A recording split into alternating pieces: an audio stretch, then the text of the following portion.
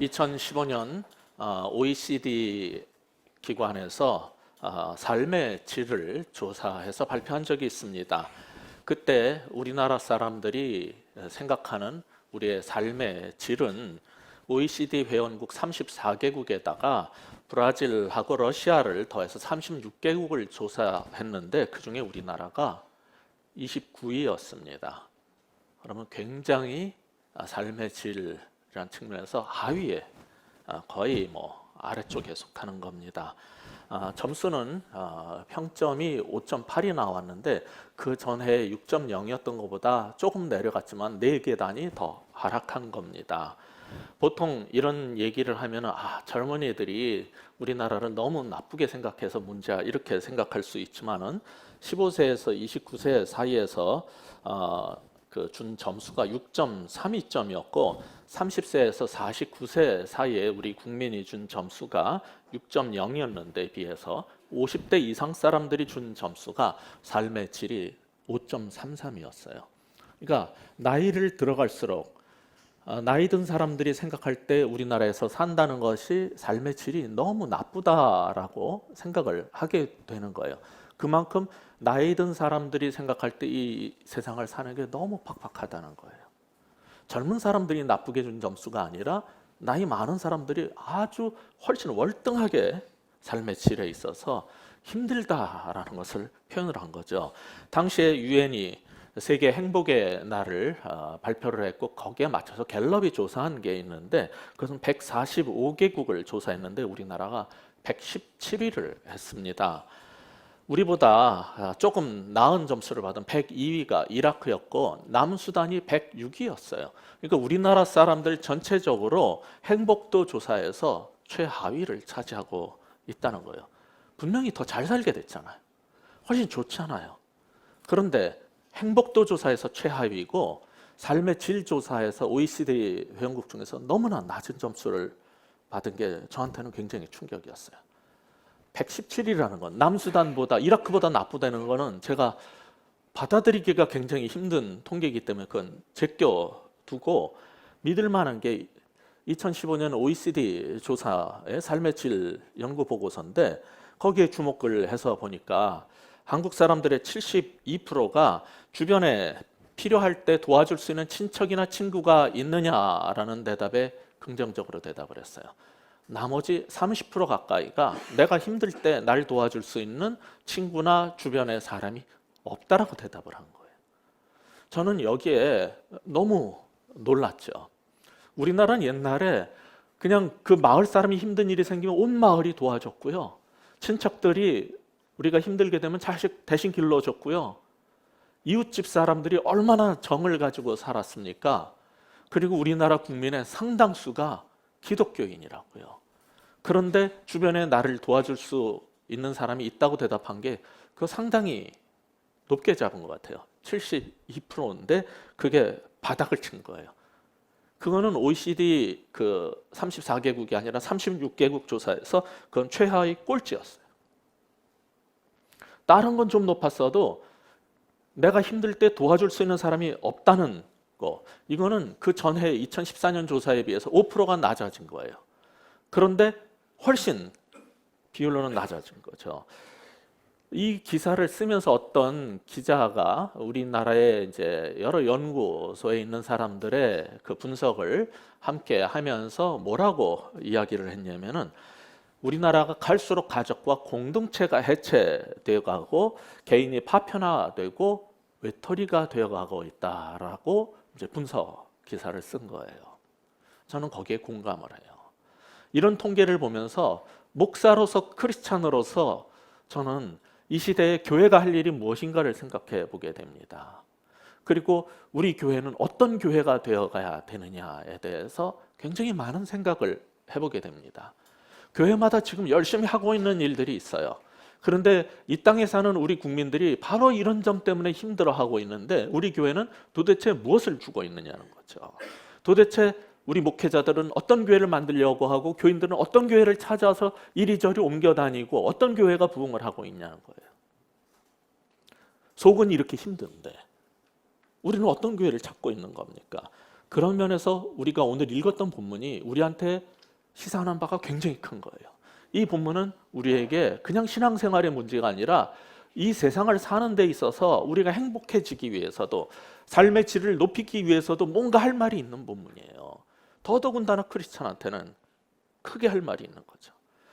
우리는 오순절 성령 강림의 사건을 통해서 방언을 했다 이런 거에 주로 관심을 가져왔어요. 그러나 우리가 이미 발견한 것처럼 제자들은 전 세계에 흩어져 살던 이주민들이 돌아와 가지고 이 성령 받은 사람들의 말을 들었는데 자기네들이 태어나서 살던 곳의 언어로 하나님의 큰 일을 말하는 걸 들은 거예요. 지난주에 본 것처럼, 그리고 베드로의 설교는 그 하나님의 큰 일이 과연 무엇인가를 그들이 알아들을 수 있는 말로, 특별히 그들과 공통분모인 시편, 요엘서, 성경을 가지고 설명을 했어요. 너희들이 죽인 그 예수가 바로 그렇게 기대했던 메시아였다. 그가 다른 그냥 메시아가 아니라 그가 하나님이었다라는 충격적인 얘기를 듣게 된 거예요. 그 얘기를 듣고 37절에서 보듯이 베드로의 이러한 설교와 도전과 죄에 대한 지적 때문에 그들의 마음이 찔렸다 이렇게 표현이 되어 있어요. 마음이 찔리고 회개가 일어나기 시작했어요. 오순절은 성령을 받은 날이라고 우리가 말을 하지만 성령의 역사 중 하나가 무엇이냐면은 구원받기 전에 그 사람들에게 죄에 대한 어떤 깊은 자각을 주는 거예요. Conviction of Sin이라는 성령의 역사 중에 하나가 죄에 대한 깊은 자각을 하게 하는 거예요. 이전엔 내가 그렇게 죄인인지 몰랐어요. 좀 가끔가다 나쁜 짓은 하긴 하지만 내가 이렇게 머리끝부터 발끝까지 완전히 총체적으로 죄덩어리이고 이렇게 처절한 죄인이라는 사실을 알지 못했던 사람들에게 죄의 책을 하는 것이 성령의 역사예요. 구원받는다는 것은 성령을 받는 것이에요. 그 성령은 하나님의 거룩한 영이기 때문에 부패하고 죄 많은 우리 몸에 들어올 수가 없어요. 그러니까 구원받기 위해서 하나님의 거룩한 영을 우리 몸에 받기 전에 해야 할 일이 뭐냐면 회개하는 거예요.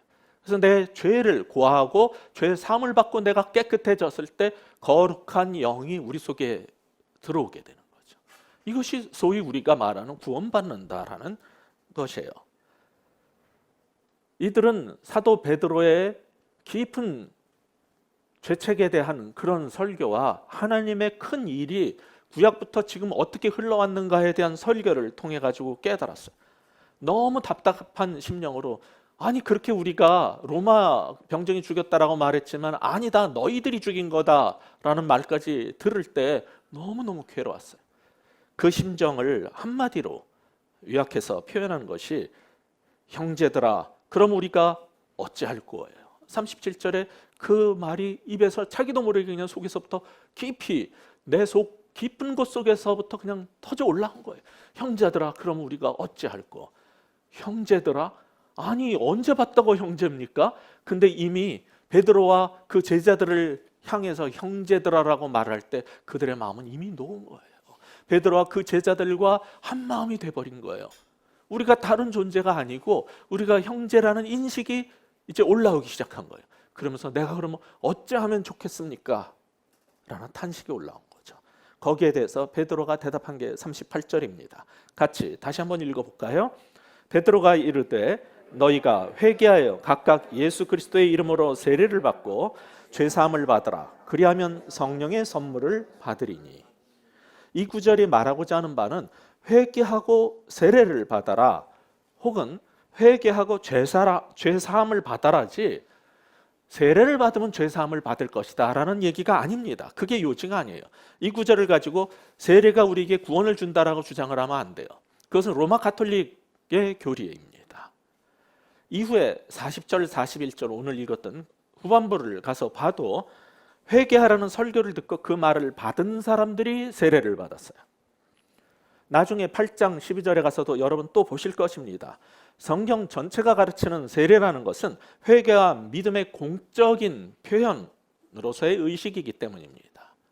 세례를 받아두면 구원을 받는 게 아니라 회개하고 죄사함을 받고 예수님을 주로 믿은 사람들이 모든 사람들 앞에서 내 신앙을 고백하는 공식적인 표현의 의식이에요. 물론 구원받고 믿음으로 받는 물 세례는 성령의 세례를 동반합니다. 물론 그 전인 사람도 있고 동시에 받는 사람도 있고 이후에 충만의 경험을 받는 사람도 때에 따라서 다르지만은 본문이 말하는 것은 회개하여 죄사함을 받고 세례받는 자에게는 이전 세대와 달리 모두에게 성령이 이제 선물로 주어지기 시작했다는 거예요. 그게 이 구절이 말하고자 하는 포인트지, 물 세례를 받고 성령 세례를 따로 받아야 된다, 이런 새로운 교리를 가르치는 본문이 아닙니다. 핵심은, 여기에서 지금 말하고자 하는 핵심은 새 이스라엘 가족 공동체가 되려면 먼저 분명한 회개를 하고 그 가운데 들어와야 된다는 거예요. 구원받는 것은 오순절에 제자들이 성령을 받은 것처럼 성령을 선물로 받는 것인데, 그러기 전에 먼저 회개가 있어야 된다는 겁니다. 아까 말씀드린 것처럼 거룩한 영을, 성령을 받기 전에는 반드시 회개가 선행돼야 되는 거예요. 지난 금요일 우리 아침 예배에서는 로마서를 보고 있는데, 지금 로마서 6장에서 세례가 무엇인지에 대해서 사도가 말하면서 그것을 깨달았다면 어떻게 살아야 되는가로 연결을 하는 것을 봤습니다. 거기서도 봤지만은 믿고 세례를 받는다는 건 뭐냐면, 지금까지 내가 살던 방식이 있어요. 그 가던 길이 있는데 유턴을 해가지고 뒤를 돌아서 반대 방향으로 이제 가기 시작하는 거예요.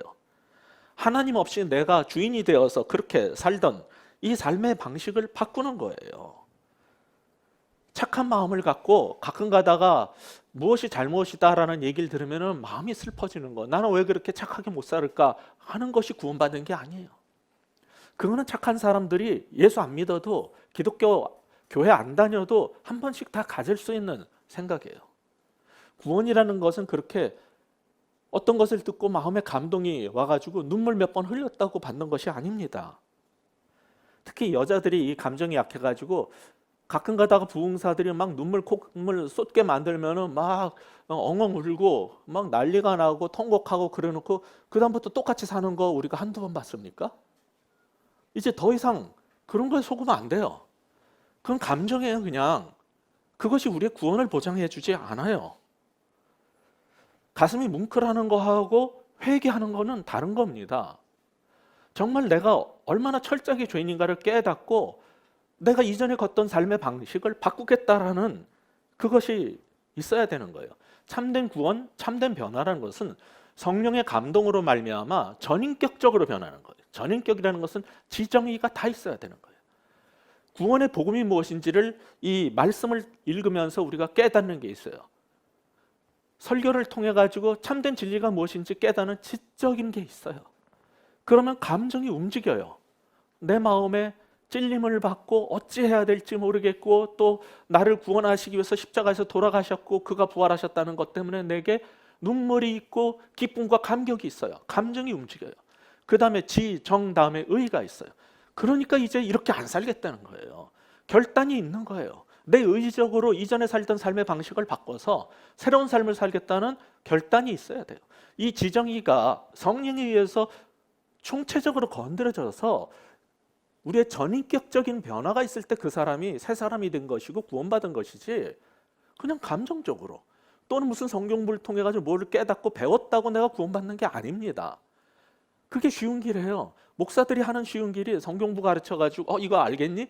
네, 알겠는데 너 구원받은 거야. 아니, 너무 쉬워요. 네.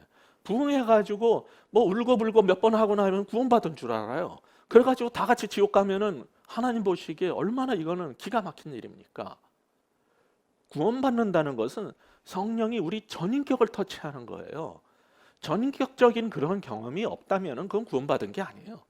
성경을 백독을 했어도 무슨 신학을 했어도 아무런 관계가 없어요. 내 안에 성령께서 살아계시지 않고 그가 주님이 아닌데 무슨 구원을 받았다는 소리를 할 수 있습니까? 구원받는다는 것은 진정한 회개 이후의 결과예요. 진정한 회개는 우리가 살던 이 삶의 방식이 너무나 잘못됐고 이건 썩은, 이렇게 살다간 지옥 간다, 심판 아래 있다는 것을 깨닫고 다른 삶을 사는 거예요. 그래서 40절에서 뭐라고 표현했습니까? 같이 한번 읽어볼까요?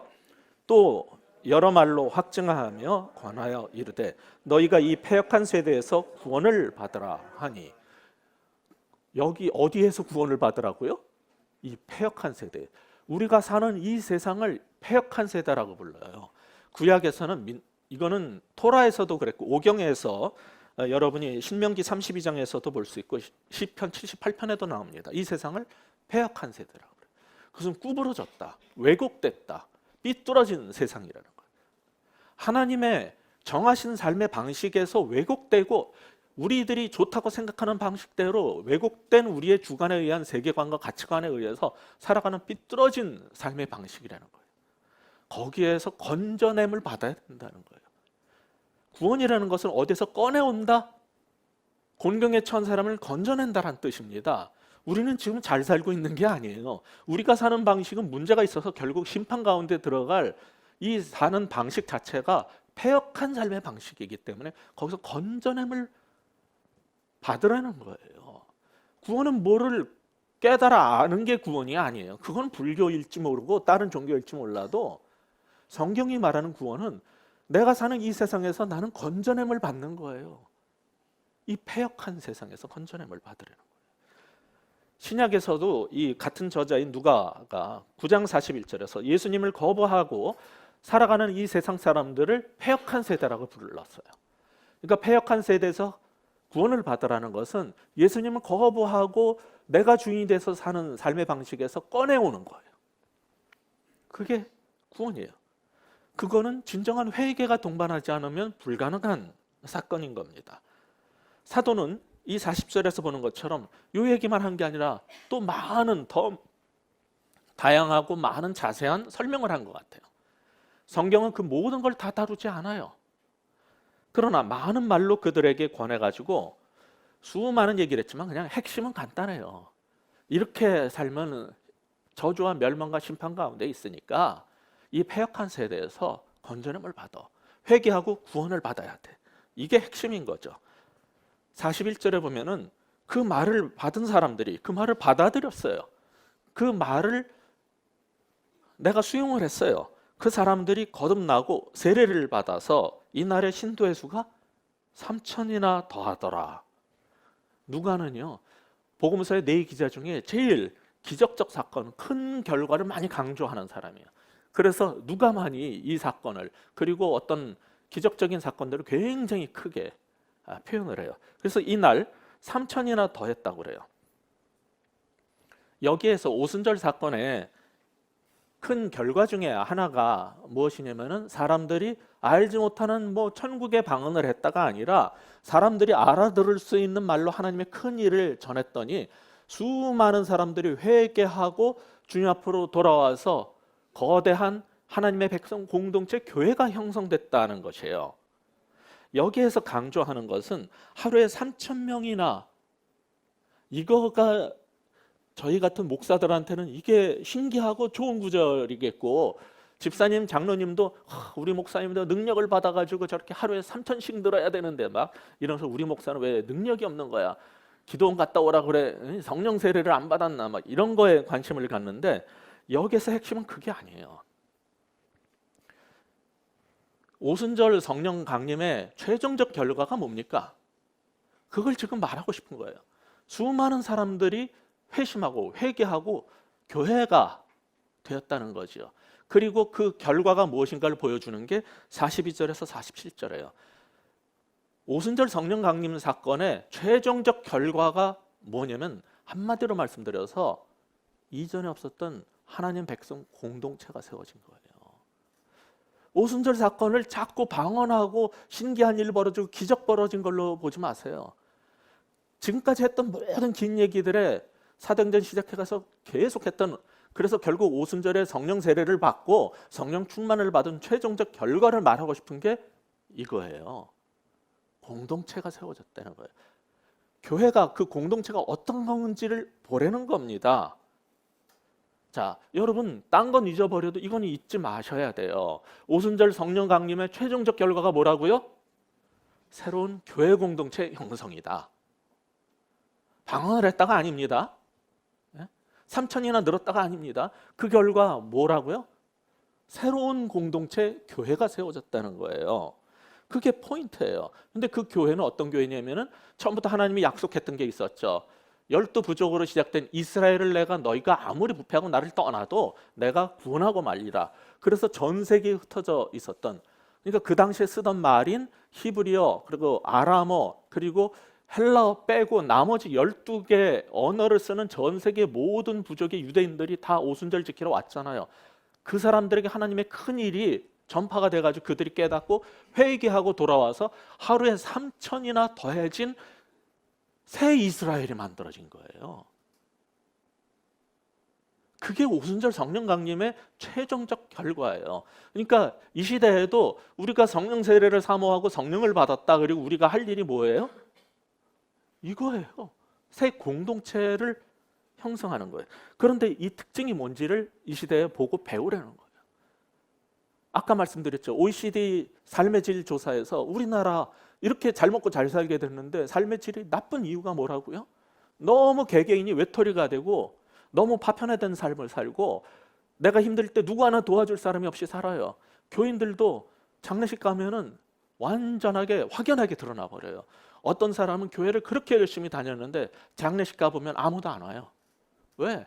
혼자 와서 예배드리고 좋은 설교 듣고 이 교회 저 교회 왔다 갔다 하다가 가는 사람이 있고, 어떤 사람은 공동체를 이루고 가족으로 살아요. 그러면 그 아픔과 기쁨을 같이 나눠줘요.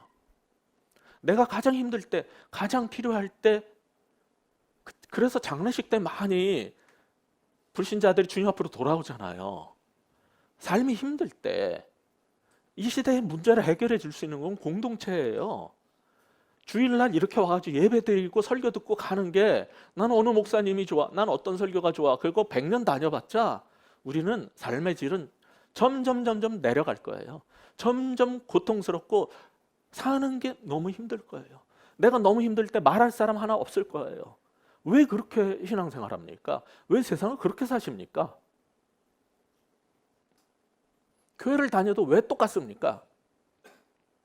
5만 명씩 모이는 교회가 그렇게 우리나라에 많은데 삶의 질이 왜 안 좋습니까? 신앙생활에 대한 근본적 관점이 잘못된 거예요. 하나님이 원하는 이 백성 공동체 속에서 사는 게 아니라 그저 어디가 좋으냐, 누구 설교가 좋으냐, 자기 기분에 맞는 사람 찾아다니는 게 이게 기독교입니까? 하나님은 그런 거 만들려고 하는 게 아니었거든요. 그래서 그것을 표현한 게 42절이에요. 같이 한번 읽어보겠습니다. 그들이 사도의 가르침을 받아 서로 교제하고 떡을 떼며 오로지 기도하기를 힘쓰니라. 이 사도행전 2장에서 보여준 참된 공동체의 특징, 첫 번째, 사도들의 가르침을 받는 교회가 되는 거예요. 오늘 우리가 배워야 될 게 있어요. 사도들의 가르침을 받는 교회가 되는 거예요. 성령을 받으면 저절로 성경이 알아집니까? 성경을 봐도 모르겠는 게 성령을 안 받아서도 있어요. 근데 성령을 받으면은 뭐 이거 66권 저절로 알아지십니까? 난 그런 목사 한 번도 본 적이 없어요. 그러면 신학교 벌써 망했지. 그런 사람 본 적이 없어요. 그리고 모든 교인들은 성령을 받고 구원을 받아도 여전히 사도들로부터의 가르침을 필요로 하고 있어요. 혼자 성경 읽는 거 중요합니다. 그러나 더 중요한 것은 모여서 함께 성경을 읽고 함께 말씀을 상고하고 말씀대로 살려고 같이 기도하고 아픔을 같이 나누는 소그룹 생활이 더 중요해요.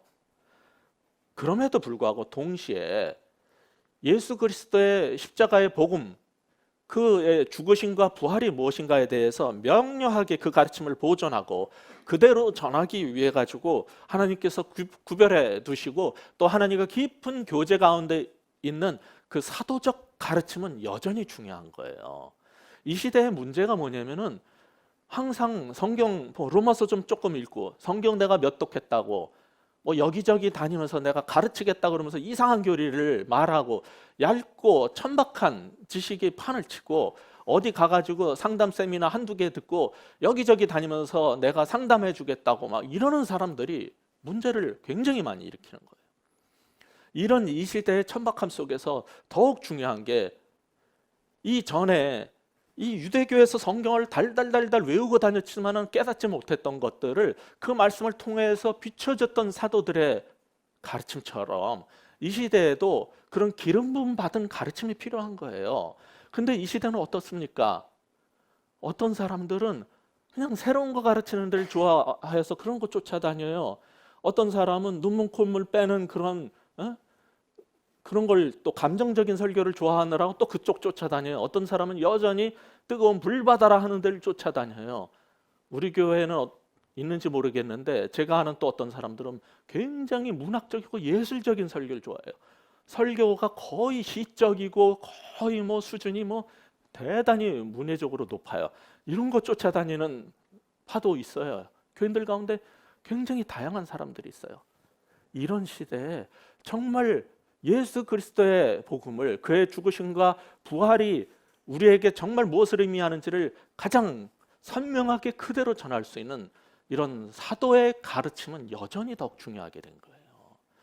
어떻게 보면은 종교개혁 때 이전에 그 가톨릭 교회에서 나올 때 제일 중요하게 여겼던 것 때문에 캘빈이 그런 말을 했어요. 교회에 3대 직분이 있다. 첫째는 목자고, 두 번째는 장로고, 교회 일을 함께 끌어갈 수 있는, 세 번째 교사라고 그랬어요. 이 교사는 오늘날의 주일학교 교사를 말하는 게 아니에요.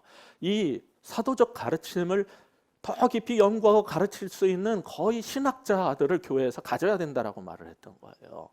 그래서 칼빈은 이 세 직분이 교회에서 중요하다라고 말을 한 거예요.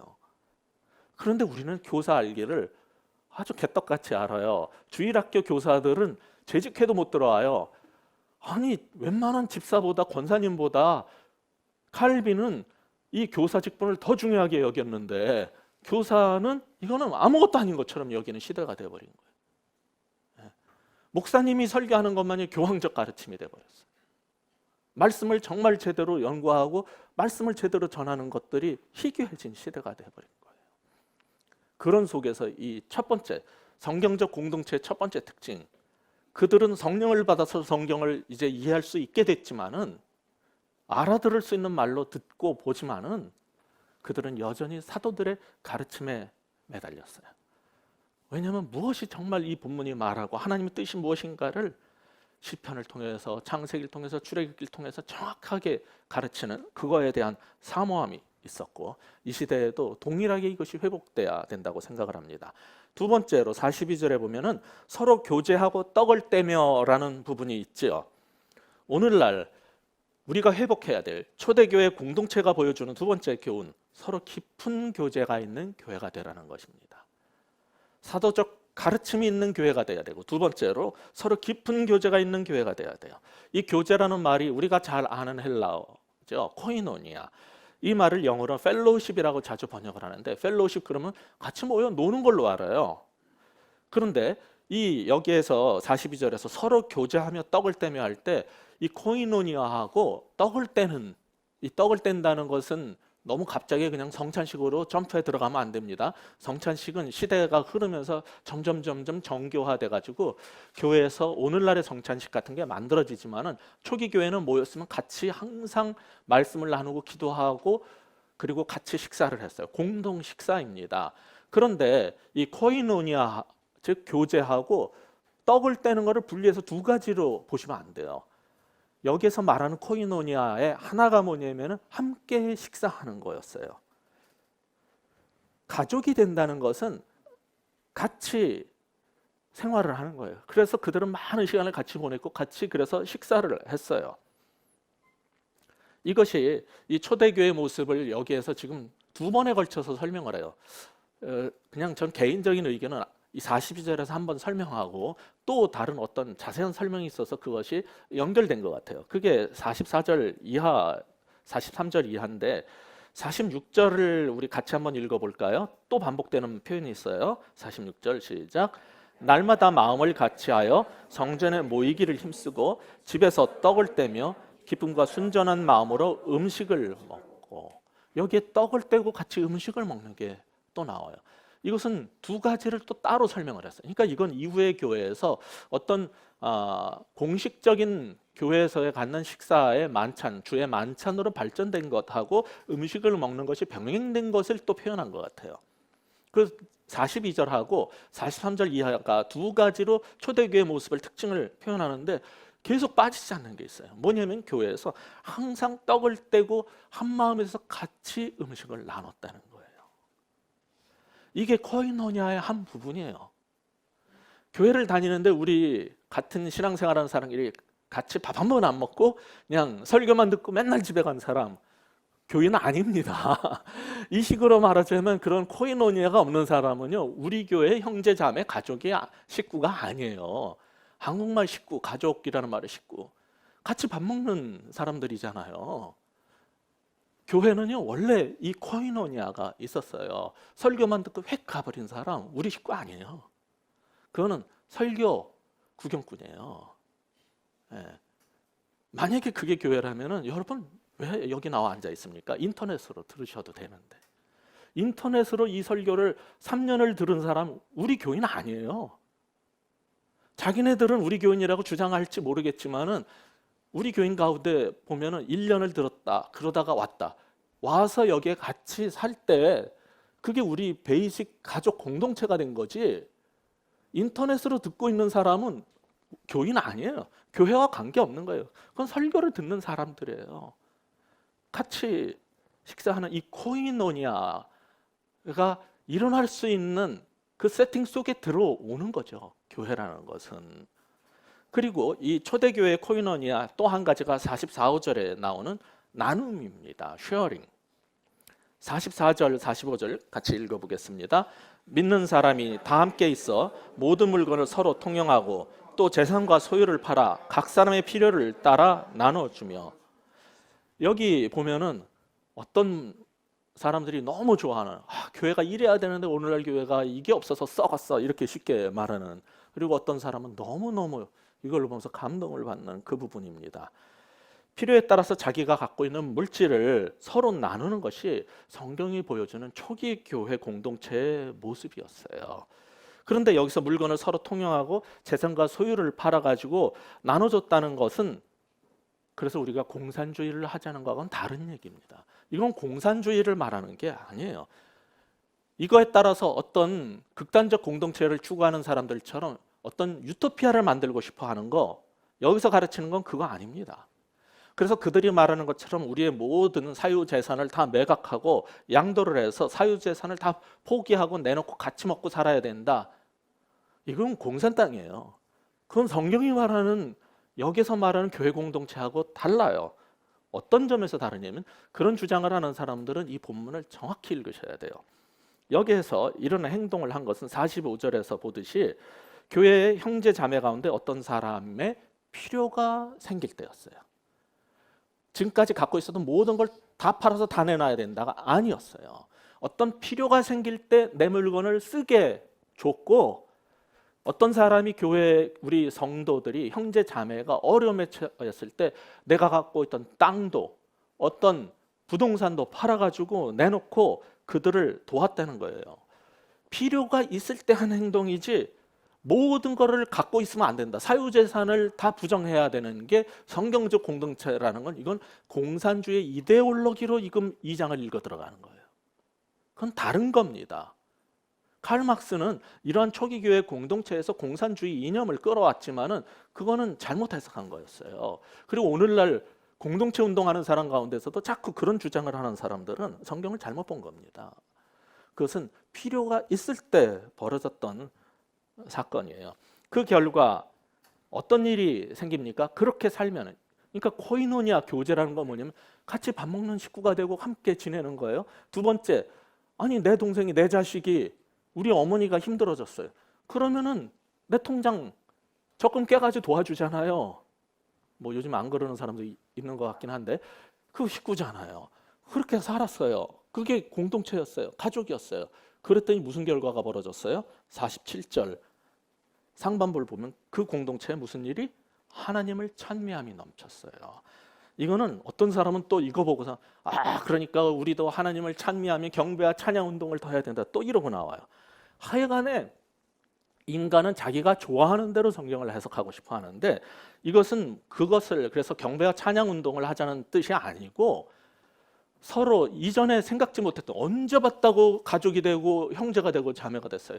근데 내가 필요한 걸 알고 사람들이 자기 걸 갖다 주고 막 자기 걸 팔아가지고 주고 살려주고 같이 살자 이러고 나오니까 너무 감사해서 하나님께 감사했다는 말이 하나님을 영광 돌리고 감사했다가 찬미했다는 뜻이에요. 그래서 그 하나님을 향한 감사함이 넘친 거예요. 무엇 때문에? 이 깊은 교제 때문에. 이 깊은 삶의 나눔 쉐어링, 나눔의 삶 때문에 하나님을 찬미함이 이 교회에 넘쳤던 거예요. 그러면 당연히 찬송가도 부르겠죠. 뭐 옛날에는 복음성가도 없었고 찬송가 없었지만은 그들이 갖고 있었던 시편 찬송을 통해서 당연히 찬송을 했겠죠. 그러나 여기서 말하는 건 그런 경배와 찬양 운동이 아니라 정말 코이노니아로 인한 하나님께 감사의 삶이 있었다. 그것을 지금 말하고 있는 거예요. 오늘날 교회는 이게 있습니까? 기대도 안 해요. 목사님이 자꾸 내 돈 뺏어가려고 헌금하라 그럴까 봐 무서워서 여기 왔어요. 우리 교회는 봉투가 별로 몇 가지가 없어요. 아니, 하나밖에 없어요. 아니, 이거 뭐 걷지도 않아. 보통 제일 싫어하는 게 뭡니까? 교회에서 제일 싫어하는 거. 돈 내라 그러는 거 제일 싫어하잖아요. 여기 오니까 부담이 없어서 좋다고. 그런 생각 가지면은 진짜 거듭난 그리스도인지 물어봐야 돼요. 참으로 거듭난 형제 자매들은 누가 돈 내라 그래서 헌금한 적이 없고, 옆에 사람이 가난하고 배고프고 힘들면은 내 거 팔아서 도왔지, 같이 그렇게 살았지. 그래서 하나님을 향한 찬미가 넘쳤지. 어떻게 헌금하기가 싫은, 그래가지고 베이직 교회가 좋다. 난 이런 건 수치스럽고 창피한 말이라고 생각해요. 우리 교회 헌금 적지 않습니다. 제가 신기하게 생각한 게 우리 교회 변화된 사람들이 자발적으로 헌금을 해가지고 주의 일을 할 수 있도록 만들어주고 있어요. 하나님께서. 신기해요. 봉투 안 걷어도. 왜냐하면 거듭나면 나눔은 그거는 거듭난 사람의 자연스러운 공동체의 모습이기 때문에 그런 겁니다. 그래서 우리가 설교만 듣고 그냥 집에 가는 거, 이거는요, 이건 인터넷에서 듣는 거랑 뭐가 다릅니까? 내가 조금 수고해가지고 이 먼 데까지 청담동까지 나와서 이 좁은 데 껴가지고 앉아서 설교 듣고 갔다고 스스로 뿌듯하십니까? 그런 생각을 가진 사람들 사이에는 이런 사도행전 교회 공동체 안 만들어집니다. 이런 일은 언제 벌어졌냐면 44절 상반부 보면은 이런 표현이 있어요. 다 함께 있어. 이런 일은 어디에서 벌어지는 거냐면은 They were together. 영어 성경은 그렇게 표현했어요. 같이 있으니까 같이 밥을 먹는 거고, They were together. 함께 모여서 지냈기 때문에 그들은 힘든 사람, 어려운 사람을 받고 나눴고 한 거예요. 함께 하는 게 없는데 인터넷에서 설교 듣는데 무슨 하나님의 공동체가 이런 일이 벌어집니까? 이런 거는 세상에서 볼 수 없는 일이거든요. 언제 봤다고 나를 모르는 사람들이 날 도와줘요? 이걸 보면 세상 사람들이 충격을 받는 거예요. 근데 지금은 교회 보고 충격을 안 받아요. 가끔 받기는 해요. 막 지금도 저기 잠실 종합운동장 가면 수만 명이 모여 있어요. 신천지 사람들이. 그래서 오늘 안 나온 사람은 우리가 신천지 아닌가 의심해 보기로 했어요. 거기 신천지 사람들이 교회 접수하러 각 교회 파견된 사람들이 오늘은 다 글로 모이거든요. 그래서 누가 아까 우리도 식사하면서 조 목사님 농담으로 드론을 띄울까? 막 이런 누군지. 근데 그냥 이 교회가 된다는 건요, 형제가 되고 자매가 되는 거거든요. 가족이 되는 거거든요. 함께 하지 않고 설교만 듣고 가는 거, 그래 갖고는 세상에 충격 못 줍니다. 어떤 교회는요, 이 시간에도 5만 명씩 모여요. 5만 명씩 모이기 위해서 강남 비싼 땅덩어리에 백화점보다 더 멋진 건물을 지으면요, 사람들이 충격을 받아요. 와, 대단한 걸 지었네. 그러나 감동은 안 받아요. 잠실운동장에 5만 명, 10만 명이 모이면은 와, 언제 저 이단이 저렇게 컸지? 놀래긴 해요. 충격은 받지만은 감동은 안 받아요. 언제 사람들이 정말 참된 충격, 우리가 말하는 감동을 언제 받습니까? 저 사람 가진 것도 별거 없어요. 나보다 낫지도 않아. 그런데 내가 힘들 때 나를 위해서 기도해주고 정말 나를 위해서 시간을 내고, 아니 저렇게 바쁘고 잘난 사람이 나를 신방을 얻고, 내가 힘들 때 자기 걸 같이 쓰자고 내주고, 차가 고장이 나가지고서는 학교도 못 보내고 있을 때 우리 집에 차 한 대 이거 남편 출장 가서 놀고 있는데 차 고칠 때까지 쓰세요. 그럴 때 감동을 받는 거예요. 누가 나한테 그러냐고요. 내 피를 나눈 형제 가족들도 안 그러는데 그런 사람을 볼 때 세상과 다른 걸 보는 거예요. 그때 진짜 충격이 오는 거예요. 초대교회는 그게 있었어요. 깊은 울림을 줬어요. 이 시대에는 큰 건물을 짓고 수십만 명이 모일 수는 있어도 전혀 감동을 못 줘요. 그거는 우리가 꿈꾸는 교회가 아니에요. 우리는 그런 교회가 아니라 이런 깊은 교제가 있는, 나눔이 있는 이런 공동체를 회복하고 싶은 거죠. 그런데도 여전히 혼자가 좋고 통독반 들어가는 것도 귀찮고 성찬 예배는 또 뭐며 이 모든 것들이 귀찮도다 하는 사람은 정말 잘 생각해 보셔야 돼요. 나는 하나님 나라의 백성으로 살 생각이 있는 건가? 나는 이 베이스 교회 형제 자매가 될 마음이 과연 있는 건가? AD 112년에 기독교가 막 자라갈 때 로마 황제 트라이안이 이거 도대체 어떻게 된 일이야? 저것들이 모여가지고 우리 제우스 신전에서 이렇게 예배 드리는데도 참석 안 하고 모여서 이상한 짓을 한다는데 저놈들이 뭔지 조사해. 그래가지고 플레인이라는 비두니아 지방의 총독이었던 사람이 보고서를 써서 올린 게 있어요. 거기에 보면은 이런 말이 나와요. 그들은 자신들의 잘못은 단지 특정한 날 해 뜨기 전에 서로 번갈아가며 모임을 가진 것이 전부라고 주장했습니다. 그들은 그리스도를 마치 신처럼 찬양하기 위해 모였습니다. 그들은 서로 맹세함으로 자신들의 그룹을 결집시켰습니다. 이는 어떤 범죄 행위를 하기 위함이 아니라 반대로 절도나 강도나 그리고 간음을 하지 말 것을, 그리고 약속을 지키며 살고 맡겨진 재물이 요구될 때는 거절하지 말고 내어줄 것을 서로 맹세하는 것이었습니다. 모임이 끝나면 그들은 일단 헤어집니다. 그리고 나서 평범한 식사를 함께 나누기 위해서 재차 모이는 것이 그들의 관습이었습니다. 이게 사도행전 2장 교회와 유사한 교회의 공동체의 모습이었어요. 근데 이런 게 싫다? 그냥 그런 인터넷 설교 듣고 즐기다가 혼자 외롭게 가시는 거예요.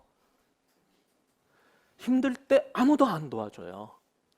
왜 그렇게 살려고 그러는지 모르겠어요.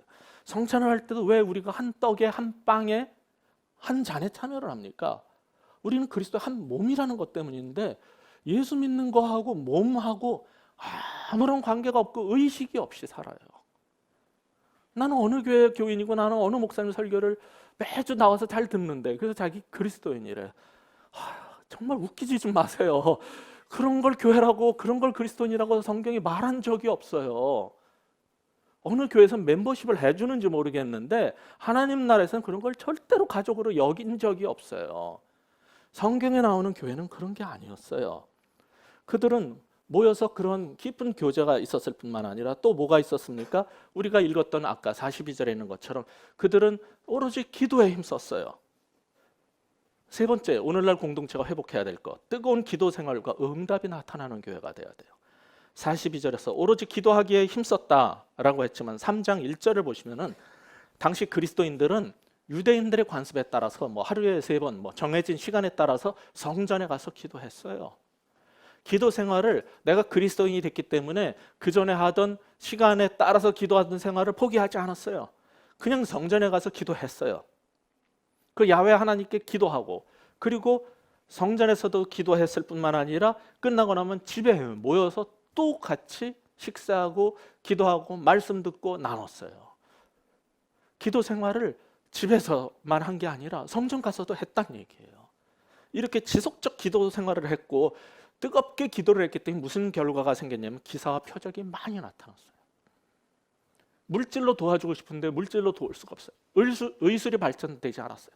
너무나 간절하게 이 사람의 병 낫기를 위해서 기도했어요. 그때는 기적이 막 일어났어요. 그걸 보면서 정말 하나님이 살아계시냐 하던 사람이 다 돌아왔어요.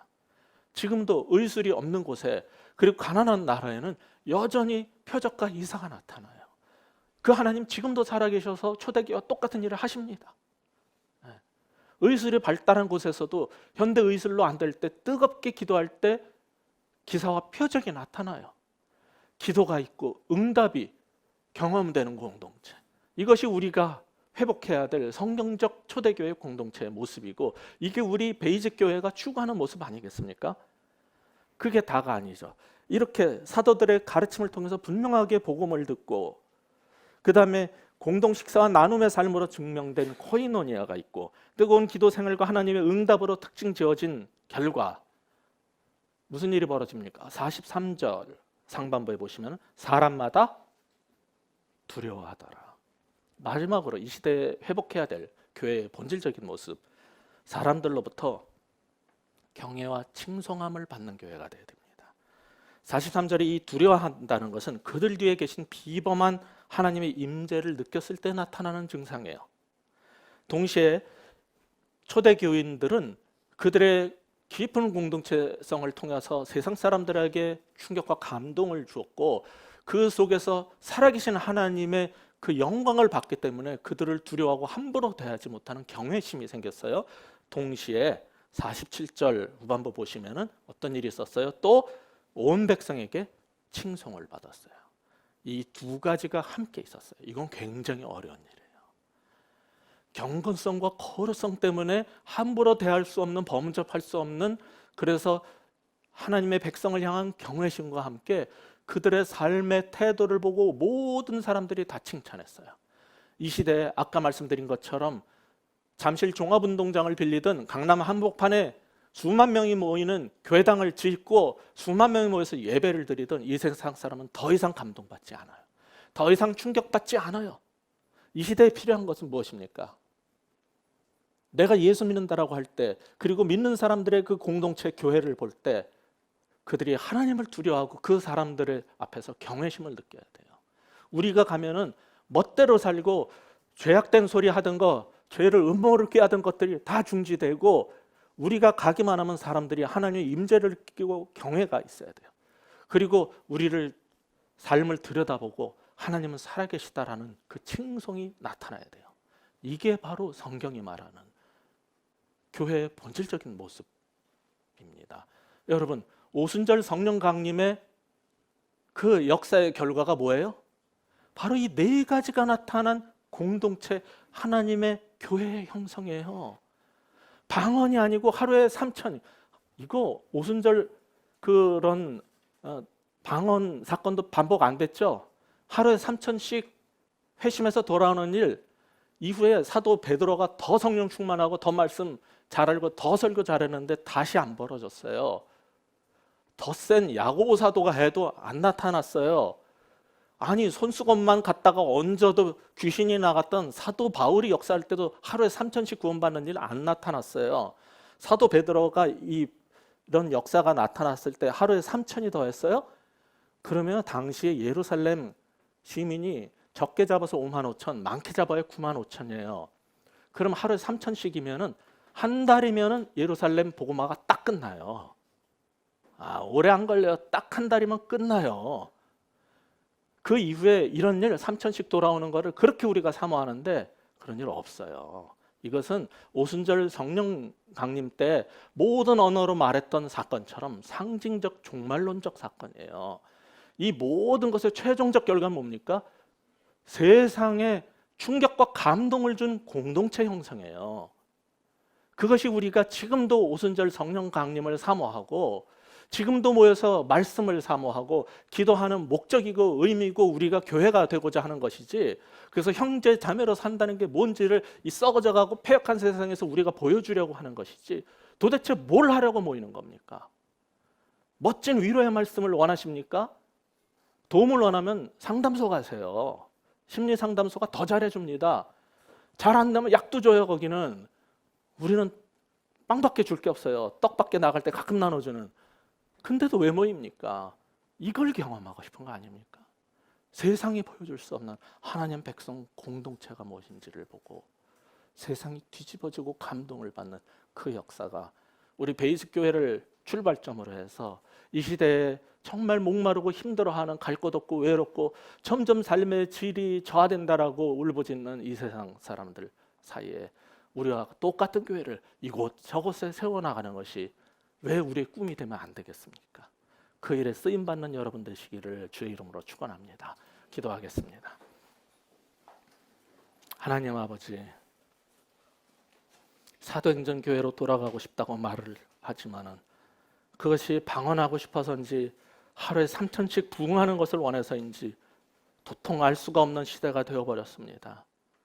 세계적인 교회들이 그렇게 많다는 이 한국 사회에서 왜 사람들은 너무나 이렇게 힘들게 살아가고 있습니까? 예수 믿는다면서도, 아버지여 크리스찬이라면서도, 신앙생활을 한다면서도 왜 이렇게 우리는 혼자인 것 같고 외롭습니까? 주님, 이 시대 교회들이 교회답지 못한 것을 불쌍히 여겨 주시옵소서. 우리가 공동체 보여주지 못한 것 용서하여 주시옵소서. 하나님 백성 공동체가 무엇이고 가족이 무엇인지 보여주지 못한 우리를 불쌍히 여겨 주시옵소서. 우리가 먼저 이 사도행전에서 보여줬던 성령 받은 사람들의 그 아름다운 공동체를 회복하고 우리가 바로 그런 사람들 될 수 있도록 주여 도와주옵소서. 그것을 위해서 이 시대에, 그리고 바로 이 시간에 주의 성령께서 강림하시고 우리를 성령으로 충만케 하여 주옵소서. 우리 정말 이런 간절한 소망을 가지고 우리 한 1분만 같이 통성으로 기도했으면 좋겠습니다. 아버지 하나님, 정말 간절히 구합니다. 정말 참된 교회가 없어서 정말 세상에서 욕먹고 있는 이 기독교의 이 시대 속에서 아버지여, 우리에게 어떤 사명을 주셨는지 깨달아 알게 하여 주옵소서. 아버지 하나님, 우리가 베이직 교회 교인이 되었다는 것이 무엇을 의미하는 것인지 알게 하여 주옵소서. 그리고 우리가 베이직 교회를 통해서 가족이 되고 형제가 되고 자매가 되는 것이 무엇인지 보게 하여 주옵소서. 아버지 하나님, 우리 교회가 바로 그런 교회가 되어서 이 시대에 수많은 정말 그렇게 많은 교회들 가운데 아직도 외롭고 힘들고 고통받는 사람들에게 쉴 것과 정말 참된 가족이 정말 여기 있다는 것을 보여줄 수 있는, 세상 사람들에게 정말 감동을 줄 수 있는 교회, 그리고 수많은 교회들과 이 세상 앞에서 충격을 줄 수 있는 교회가 되게 하여 주시옵소서. 아버지 하나님, 초대교회의 가장 아름다웠던 원시 공동체의 모습을 우리가 살펴봤습니다. 아버지 하나님, 이것이 그냥 이 설교에서 끝나지 아니하고 이 말씀 들은 것에서 끝나지 아니하고 내가 바로 그러한 공동체를 세우기 위해서 이곳으로 보냄받았다는 그 사명을 깨닫고 그 가족이 되기로 결단하는 역사가 있게 하여 주옵소서. 그리고 서로 아끼고 서로의 필요를 찾고 서로 도우며 나누는 진정한 코이노니아가 있는 교회 되게 하여 주옵소서. 하나님, 우리 교회 속에 하나님을 찬미함이 넘치게 하여 주옵소서. 세상 앞에 두려움을 주고 하나님 칭송함이 넘치는 교회가 되고, 그러기 위해서 하나님의 말씀을 계속 정말 찾는, 말씀을 먹고 사는 우리들, 기도의 사람들 되게 하여 주옵소서. 예수 그리스도 이름으로 간절히 기도합니다.